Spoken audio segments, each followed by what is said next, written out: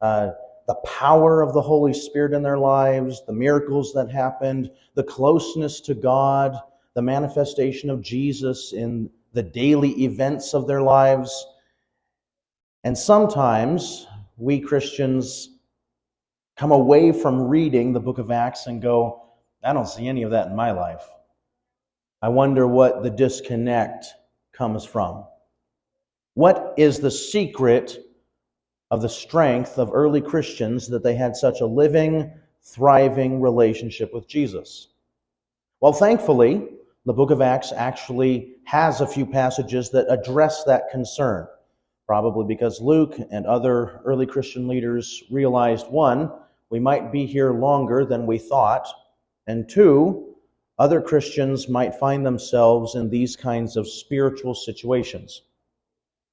And so today, we're going to talk about the dead man who isn't dead. And the reason is because there are many Christians who often act like Jesus isn't alive. Or maybe he's alive, but he's very far away. We often talk about how Jesus died for us on the cross. We talk about how he rose again from the dead. We rejoice in his crucifixion and resurrection, and yet we often kind of act and live our lives as if Jesus really isn't around. And I don't mean that in the usual sense of how we talk to each other. Oh yeah, you live as if Jesus isn't alive. You pagan. You sinner. You're not living the right way. I mean, more so, this is sometimes what I hear. Pastor, I need you to pray for me. Okay, sure. Do you want to share with me what you want me to pray for you? Well, I got this difficulty in my life, or my marriage is kind of not what I'd like it to be. I'm fighting with my boss, or I'm fighting with one of my coworkers at work, and I'm really sorry about that. I'm a little curious, what has Jesus told you about that? Jesus? Yeah, Jesus? Have you prayed about this? Well, yeah, but I didn't really think anything would come of it. Well, if you didn't think anything would come of your prayers, why do you want me to pray for you? Well, I don't know. I kind of figured God listens to your prayers more than mine. If he's not alive, he's not going to be listening to anybody's prayers. Well, I know, Pastor. Usually I get that hemming and hawing, and that's really where the conversation ends. But how often do we face this in our lives? We say Jesus is alive, but maybe it can be easy for us to fall into the temptation that, hey, we just kind of have to figure this out on our own. We're left to our own devices. But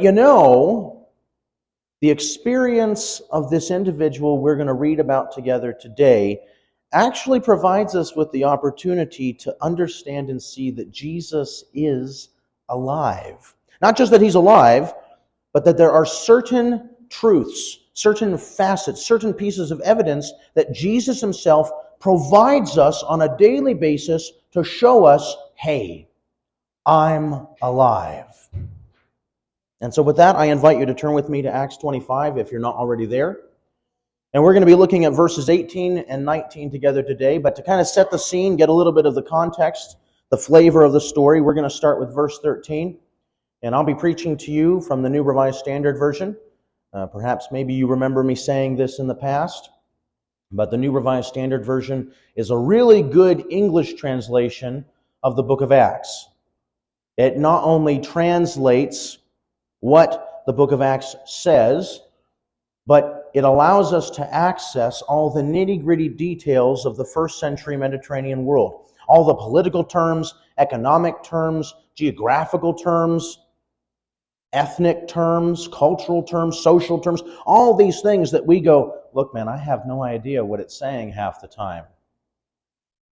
But the reason that's important is because just as Jesus was involved in the nitty-gritty details of the lives of first century people, so Jesus is also involved in the nitty-gritty details of our lives, 21st century people. So this is what the scripture says. Acts chapter 25, verse 13. After several days had passed, King Agrippa and Bernice, or Bernike in Greek, arrived at Caesarea to welcome Festus. What in the world is going on in verse 13? Well, if you recall, we kind of ended our journey, it was kind of camping out at the end of Acts 24.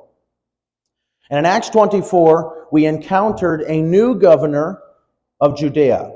Recently, apparently, the province of Judea and the area of Galilee had been subsumed together into one geopolitical unit. Rome had finally had enough.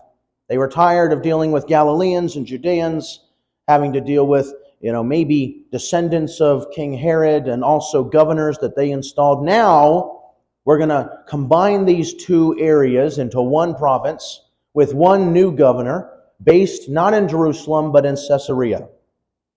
And that first governor of that newly formed province was Felix, Mr. Happy, who wasn't all that happy anyway.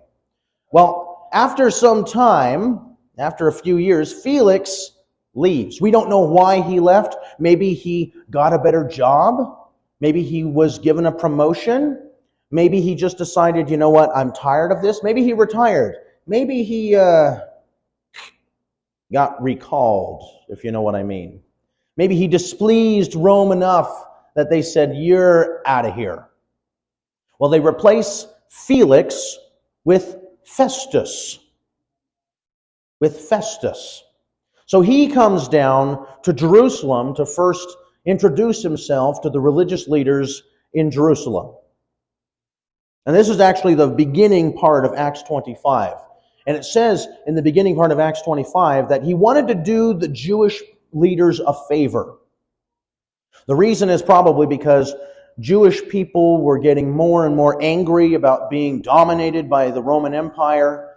They were starting more and more revolts, more and more uprisings were happening. Festus probably thought, if I do them a favor, maybe this will make my governorship easy.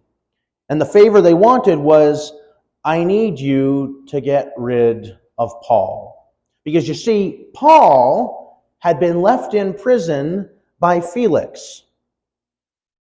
According to Roman justice, this was unusual. According to Roman justice, look, you either execute the criminal or you acquit the criminal and let him go. You don't put him in prison and just forget about him for a few years. So Festus is thinking, how do I do this? Well, he invites them, why don't you come with me to Caesarea and I'll hold a trial for him and we'll figure out what to do together. Well, around that time, in verse 13, King Agrippa comes to Caesarea to pay Festus a visit.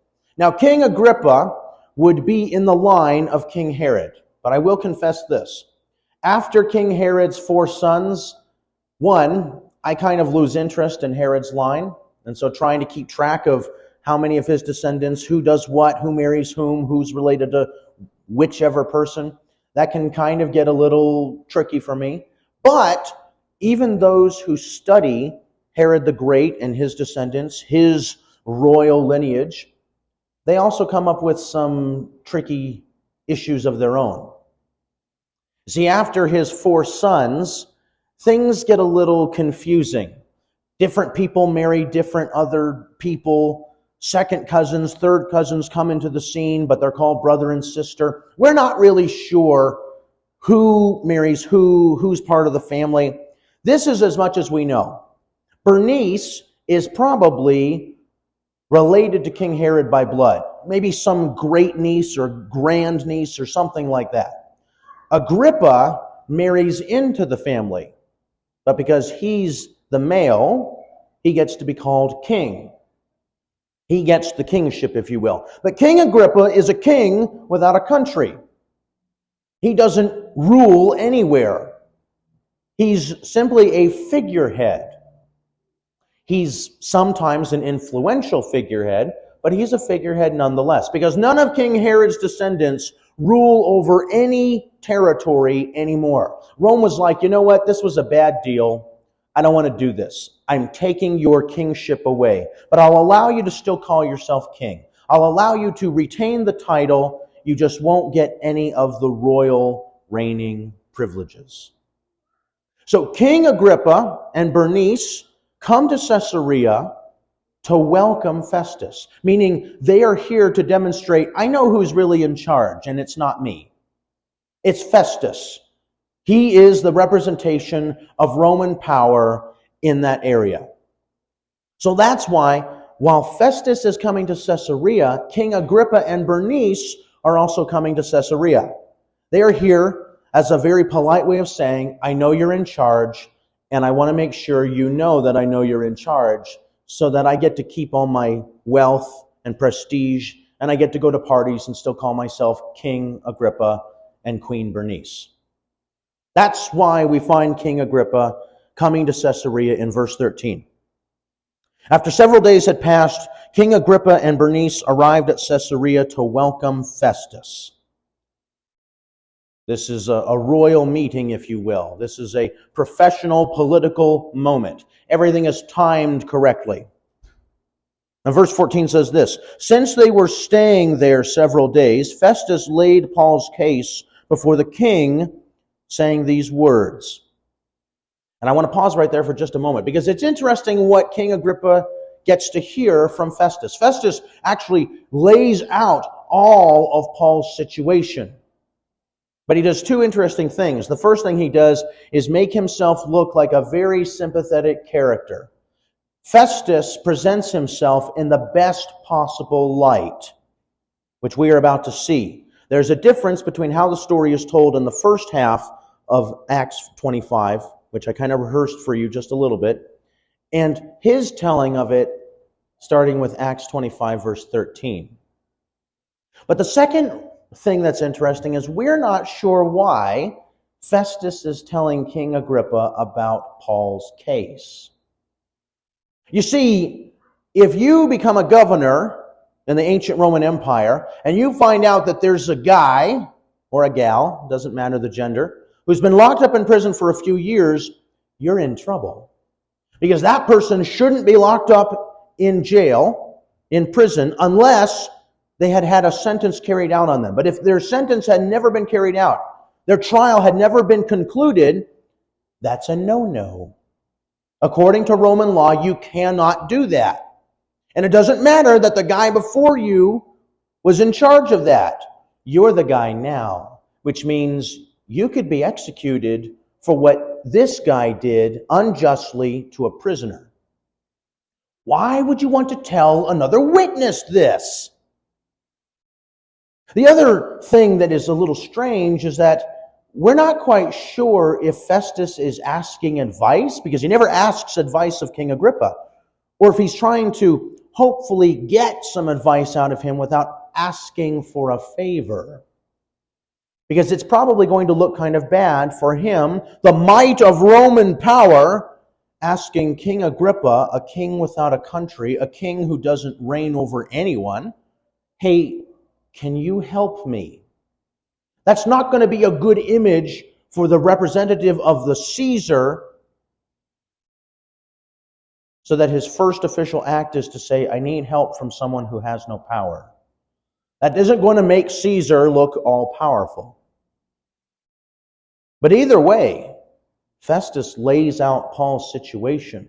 And Festus, as we will see, is no lover of Paul. He doesn't hate him either. Festus is truly a pagan, and in the technical sense. He has no background with Judaism. He has no understanding of how the culture of the people in Palestine works. He is groping in the dark, because he says this, middle of verse 14, there is a man here who was left in prison by Felix. Well, at least you're pinning the blame on Felix. Don't take any blame that you don't have to. There's a man here who was left in prison by Felix. When I was in Jerusalem, the chief priests and the elders of the Jews informed me about him and asked for a sentence against him. So Festus is thinking, what? There was no sentence ever against this man? That is so strange. Well, it's not so strange the more Festus shares what is going on with Paul. Verse 16 says, I told them that it was not the custom of the Romans to hand over anyone before the accused had met the accusers face to face and had been given an opportunity to make a defense against the charge. Funny, that's not actually how the beginning of Acts 25 starts. Never once, when Festus was in Jerusalem, did he say, well, Roman justice dictates that you need to have a fair trial. The accused needs to be able to see the accusers face to face. Charges need to actually be presented to the accused, and the accused need to be given a fair opportunity to defend himself. You won't find that in the first few verses of Acts 25. Because whether he thought that or not, that's not what he said. He said, let me see if I can do a favor for you. But to King Agrippa, he wants to present himself as the best possible governor in the world. Really, Festus is saying, I'm very just. That's why we're having this trial. Maybe Festus is not as just as he thinks he is. But he's claiming, hey, Paul didn't get justice, so I'm going to give him Roman justice, which according to Festus would have been the only kind of justice in the world. It's impossible for anyone else other than a Roman to truly be just. I don't know about you, friends, but I think that's not quite true. I think justice transcends ethnic or cultural or ideological ideas. But okay, so Festus is trying to tell King Agrippa, hey, I want to do the right thing. So, in verse 17, when they met here, I lost no time, but on the next day took my seat on the tribunal and ordered the man to be brought. So Festus is saying, we've already had a trial for him. I wanted to do the right thing. But I still have a question. Why did you not wait any time? Like the day you got to Caesarea, the next day you held a trial for Paul. How did that give him any time to hear a summary of the accusations against him? How did that give him any time to formulate some sort of defense so he already knew kind of what he wanted to say when he got there? That doesn't sound very just to me. But it's in verses 18 and 19 that we encounter the most amazing thing about Jesus in Festus's experience. Because verse 18 says this. All right, so a trial has already been conducted and probably some sort of conclusion to the matter has been reached, or at least an impasse. But Festus says in verse 18, when the accusers stood up, they did not charge him with any of the crimes that I was expecting. When his accusers stood up, they did not charge him with any of the crimes I was expecting. What does that mean? It means this whole time, Festus thought Paul was a bad guy. Not a bad guy like, well, you told me he's a bad man, and I guess I'll just believe you. I don't know what that means exactly, but sure, if that's what you tell me. No, Festus thought this whole time Paul probably murdered somebody, probably threw a coup, probably stole a bunch of stuff, maybe damaged a lot of property, maybe private property, maybe public property. Something with the temple in Jerusalem, right? He obviously is some sort of heinous fiend who has done a lot of actions that in any society, regardless of your religion, regardless of your sense of justice, you would go, yeah, that's a bad man. And then Festus says, but this guy's accusers didn't bring any of the charges I was expecting. Like I'm sitting there waiting. I mean, they brought a lot of accusations against him, but none of them really made him seem like a bad man. It doesn't say this in the text, but you can imagine Festus was probably looking around in the midst of the trial going, I'm sorry, am I being punked? Do people think I'm a fool? Is this not the real trial? Let me guess. This is a professional clown. Well, then will the real Paul step forward? Because this can't be a serious trial. If he's done something bad, prove it. But you haven't really proven he's done anything bad. You've just proven that you have a disagreement with him. Because in verse 19, Festus says this, Instead of presenting any real crimes to me, instead, they had certain points of disagreement with him about their own religion and about a certain Jesus who had died, but whom Paul asserted to be alive. You see, Festus has no idea what's going on. He has no idea why this is supposedly important. All he hears is a bunch of Jewish people arguing about their own religion. And so as a pagan Roman, he would have been thinking, look, we have lots of different ideas about God or the gods or the divine or whatever you want to think of it. Why are you fighting about this?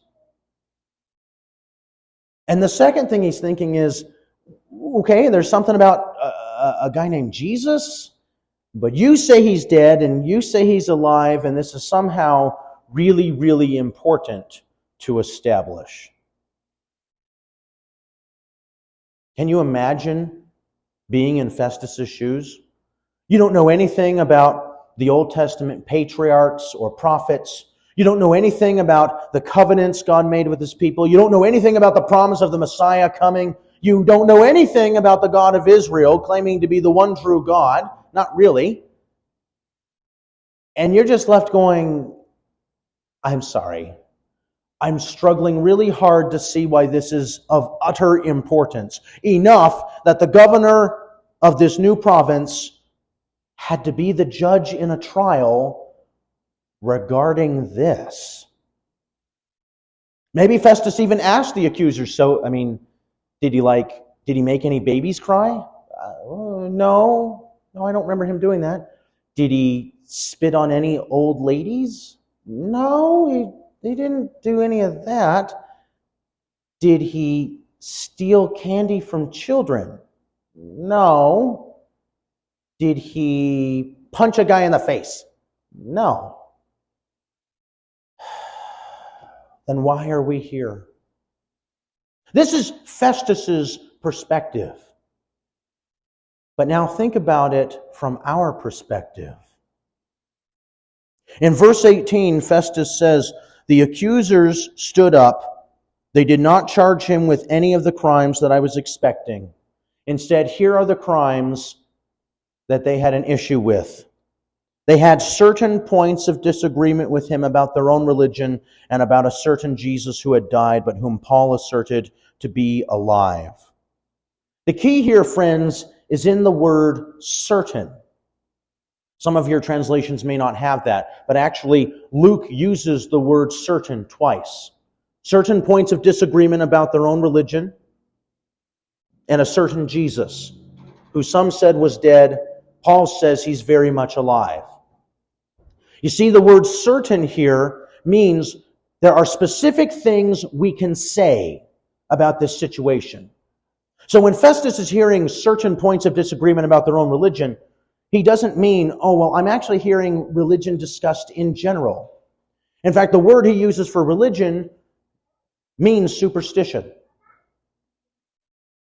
For him, anything that was not Roman religion was inferior. To him, Jewish religion was beneath him, which is why he didn't have to know anything about it as far as he was concerned. But Festus is also indicating that at this time, Jews that believed Jesus was the Messiah and Jews that believed Jesus wasn't the Messiah recognized each other as brothers and sisters. Brothers and sisters that they hated, but still part of the same family.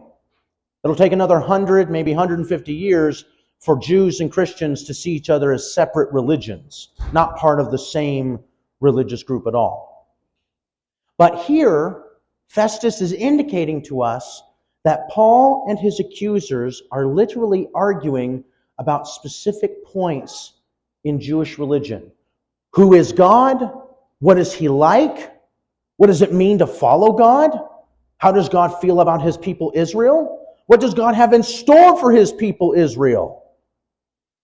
All this evidence that you could specifically point to. That's what the word certain means in talking about certain points of disagreement about their own religion. You could translate that as specific points of disagreement about their own religion. In order to argue specifically about something, you have to be able to bring up evidence about it. You have to be able to say, well, it's only so high, it's only so big, it's this color, not that color, it's over here, not over there. They're talking about very specific things. The things that would be important for understanding whether or not the Messiah has come. But then they talk about a certain Jesus. So they're not talking about the Messiah in general. They're talking about a specific person who claimed to be the Messiah, Jesus. A certain Jesus whom they said had died, but whom Paul asserted was very much alive. Which means Festus doesn't realize this, but he's literally sitting there listening to Paul and his accusers argue about specific points, certain points, particular evidences of whether or not Jesus was alive. I don't know what the accusers might have brought up. They might have said, well, we all saw him die on a cross. I imagine Paul would have said, but that's not the end of the story.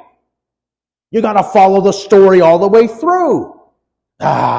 His accusers might have said, what do you know? But I can imagine, even though it's hard for me to figure out what the accusers would have said, I can imagine Paul would have said something like, yes, but think of all the witnesses. Even his own disciples weren't expecting him to rise from the dead. And then they come up with this story. There's an empty tomb. Well, maybe someone stole the body, or maybe he walked out of the tomb. Paul may have actually even referred to the evidence of his life. I know Jesus is alive because I went hunting for his followers, and at noon on a Damascus road, I got hit over the head by a 2x4 of light. I wasn't expecting it. Can you imagine how utterly disappointed I was when the being who was talking to me, when I asked them their name, he said, Jesus of Nazareth, whom you're persecuting? Man, can't it be anybody else but Jesus? He probably even referred to the evidence of his life that very day. If Jesus isn't alive, why am I still here? If he's really dead, I could have at any time in the past few years said, I changed my mind. I'd like to go home.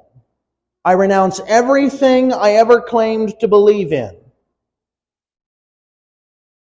Whatever evidences Paul may have presented for the resurrection of Jesus, this wasn't merely apologetics. It wasn't, well, let me give you 5 logical reasons why Jesus must have risen from the dead. Because 5 logical reasons for why Jesus rose from the dead is good. But it can also be an easy way to divorce yourself from the impact of Jesus' resurrection. Jesus rose 2,000 years ago. Okay, and what impact has he had in your life today? Well, we're not here to talk about me. We're here to talk about a man from 2,000 years ago. No. Paul is very clear. I don't want to talk about a man from 30 years ago or 2,000 years ago. I want to talk about a man who is alive today. Who is alive today. The secret of an early Christian thriving relationship with Jesus, friends, is that Jesus is alive. Not, I really like to consider Jesus to be alive. Not, well, subjectively, I kind of think he's alive. He's alive in my heart. No, Jesus is alive. How do I know? Because he's involved in the nitty-gritty details of my life every single day. If you are a follower of Jesus, Jesus is involved in your life every day. Sometimes that might be a bother. Oh man, Jesus showed up again today. I thought he'd get a hint from yesterday. Well, he did get the hint and he chose to ignore it. But some of us might be thinking, thank God Jesus showed up again today. Because Jesus doesn't go, well, I don't know, I'll be alive for this person, but not for that person. If Jesus is alive, then He's alive. Wild and free